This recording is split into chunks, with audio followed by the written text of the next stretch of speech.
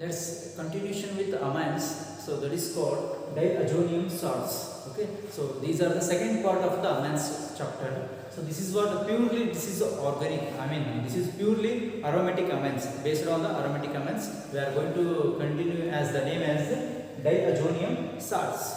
What do you mean by diazonium? Di means two. Azo means nitrogen. So that's why its name is 2 nitrogen. In this type of diazonium salts, reactions. So 2 nitrogen must be there. So let's see the general structure of this one. So general name is Ar N2 plus X minus.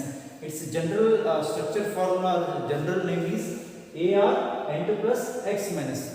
Ar means nothing but aryl group. Aryl group means benzene. N2 plus means diazonium. Its name is diazonium. Diazo N2. Diazonium. Its name is diazonium because 2 nitrogen and due to positive charge where ends with IOM. Diazonium. X is nothing but they are nothing but some chlorine, bromine, hydrogen sulfate ion, bromine like this. These are the examples. Let's see the examples. You can understand this one. We can see the example. So what I told aryl group. Aryl group means I should write first benzene group. First I should write benzene group. And what is the next thing is N2 plus, that is diazonium. I write like this. And next X minus I can tell example Cl minus. So that's why its name is benzene. Its name is, this is part is benzene diazonium chloride ion. Benzene diazonium chloride ion. Okay. So next we can take one more example.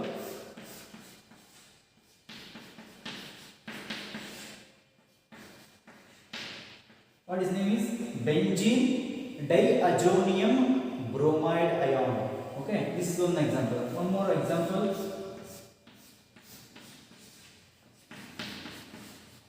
Only the variation will be the X minus only. It is as a constant, this one. This is a constant one. So one thing we should change with X minus as a Cl minus, Br minus, hydrogen sulfate ions, tetrafluoroborate ions also. Okay, so like this. So these are the examples for these diazonium salts.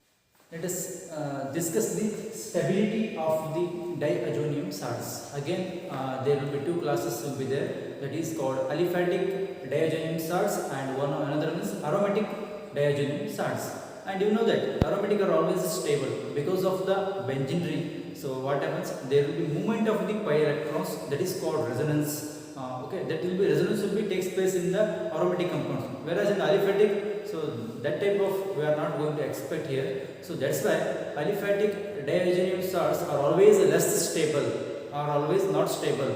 So only aromatic, these diazonium salts are stable. And the one limit will be there for aromatic diazonium salts. That limit is called only the temperature of 273 278 Kelvin. At this stage, at this temperature they are stable, that too during short time only.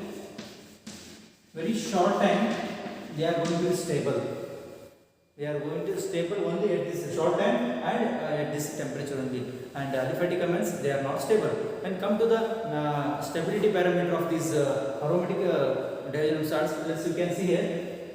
This is the benzene ring and this is the diazonium because of the 2 nitrogen atom here. So what happens here? You know that N is a positive charge because of the 4 bonds, and here this nitrogen is having 1 lone pair. So what happens? Due to this deficient, this charge from the benzene which is going to be migrating towards this one because of the stability. So this bond gets migrated towards this nitrogen atom. When this bond migrates towards this nitrogen, then the carbon becomes 3 bond. That's why it is called deficient. That is positive charge. That is carbocation is going to be generated on this carbon at ortho position. So in order to make this one, this pi bond migration will take place like this, because in order to make the stability, so this ortho stability, so we are going to migrate this meta position from the pi bond shifted to this one. So now this ortho position becomes stable, and now when this migrates here, so again here will be the chance of the less stability, that is called valency parameter. So we are going to place this once again carbocation at the para position. And in order to maintain this para stability, we are going to once again migrate this pi bond towards here. When this migrates here, then the deficient will be there, right? This ortho position once again. And in order to maintain the stability, So this comes to the back side. When this comes to the back side, and here the negative charge in the nitrogen term, which is going to be make for the triple bond formation. Now it is a double bond, then can convert it into triple bond, then as usual, which I am going to write like this. So this is what stability parameter of aromatic amines. And one thing you should know that aliphatic amines are always not stable, because what happens if the stability comes once again, what happens in the aliphatic diazoxide salts, due to the two nitrogen atoms, which is going to be eliminated as a nitrogen gas in aliphatic amines. But whereas in aromatic amines, this does not eliminate as a nitrogen gas because of this stability parameter, because of this resonance parameter. So aromatic diazoxide salts are always that is stable due to that short time, and also these limitations, that is called 273 to 278 Kelvin. At this stage they are going to be stable. Let's prepare this diazoxide salts. How that preparation method is going to be called as diazotization. I have explained already about this chemical reactions of aniline, how the aniline which is going to react with nitrous acid in the via diazotization method. So I have explained in the previous video. So now I am going to prepare this diazoxide salts.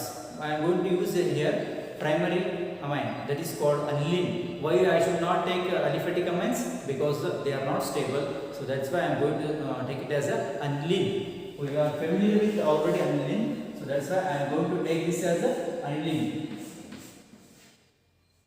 Now this aniline that is called primary amine, which is going to react with nitrous acid, that is called HNO2.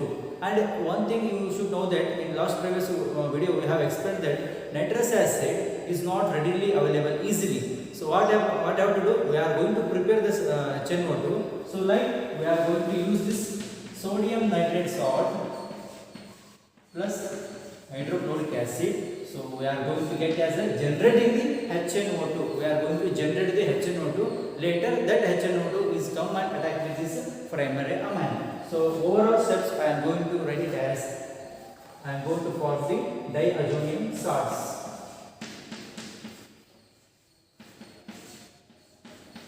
This is a salt formation. Salt is always plus minus charge will be there. So what I am going to eliminate here? So I am going to take here two HCl molecules. One HCl is required for the preparation of the HNO2, and one more HCl is prepared for the to take place the reaction in this condition. And the temperature should always maintain, that is 273 to 278 Kelvin. That is very low temperature, because at this stage, at this condition, only these aromatic amines, aromatic diazonium salts are stable. And what I am going to get further, this is called diazonium salts, and remaining I am going to eliminate the water molecules and NaCl. So this is the way of preparing the diazonium salts. That's name is called diazotization. So let's discuss some chemical reactions of the diazonium salts.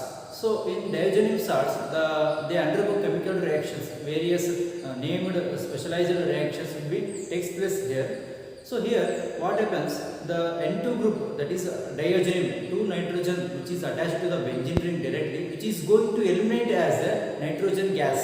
So at that position some other group will come and attack. So that's why they are very famous for the substitution reactions. In that we are going to discuss first one, Sandmeyer's reaction. So what happens Sandmeyer reaction? What is the Sandmeyer reaction? So Sandmeyer is the name of the scientist who is going to produce a product. So that is his name is called Sandmeyer's reaction. So in this reaction, so it is mainly used for the purpose to use the synthesis of the aryl halides from using the aryl diazonium salts via substitution reactions using the copper reagents like copper it acts as a reagents as well as a catalysts. So we are going to use here some copper salts, that is cuprous chloride, cuprous bromide, cuprous iodide and cuprous cyanide. Okay, so that is Cu2, Cl2, Cu2, Br2. Its name is cuprous chloride, not a cupric chloride. So you should not confuse here. That is called CuCl2. CuCl2 is called as a cupric chloride, and whereas Cu2Cl2 is called as a cuprous. Its oxidation number here +1 and its oxidation number is +2. So it's a +2 cupric, it is a +1.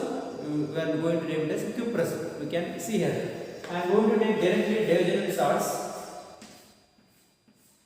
Division starts with N2 plus Cl minus. This is the division starts.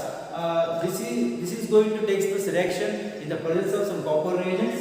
I am going to take here first one, cuprous chloride bar HCl. So I am going to get aryl halides. Aryl halide is nothing but at this position Cl group is come and attack here.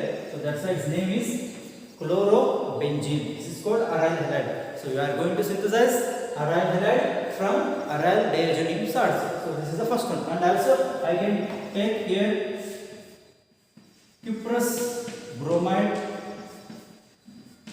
or hydrogen bromide. So I am going to get here once again bromobenzene. I am going to obtain here bromobenzene, chlorobenzene. So finally I am going to take cuprous cyanide in the presence of KCl. So what I am going to get here? I am going to get cyanobenzene. So by looking at all these reactions, we are going to eliminate this N2, that is called diazonium. So I am going to write here nitrogen gas, which is going to be eliminated. Here also nitrogen gas. Its arrow represents the gas. So this is this type of reaction we are going to call as Sandmeyer's reaction. Next reaction is Gettermann's reaction. So it is very simply as previous one. So both are same. Sandmeyer's reaction and Gettermann's reaction both are same, because we are going to use the same reactant and we are going to obtain same product. The only difference is the catalyst. In Sandmeyer reaction we have used the copper salts, that is reagents. But here we are not going to use the copper salts. Only we are going to use the metal. So what happens? Copper HCl or copper hydrogen bromide. We are going to use here copper HCl or copper hydrogen bromide.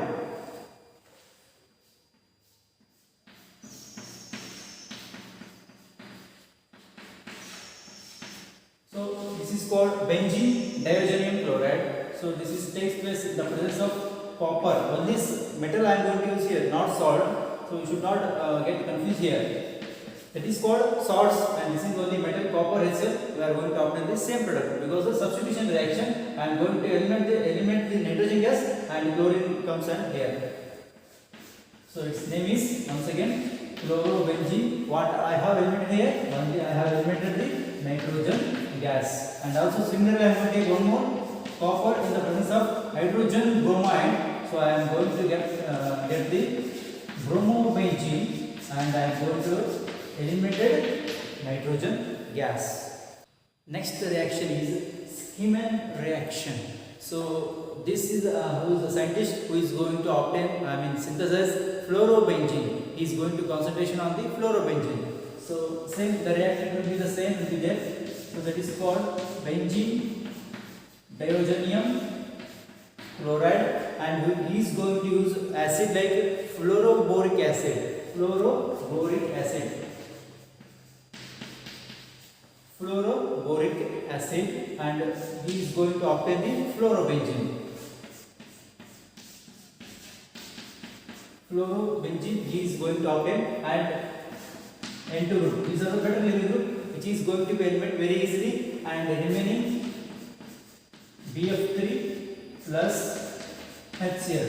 So here once again, this is a better leaving group, nitrogen. We have eliminated this gas, and among 4 hydrogen, 1 hydrogen occupied here. It is called arene halogens. That is called fluorobenzene, and remaining 3 will be there. So 3 fluorine. So BF3, and this Cl minus and this H plus.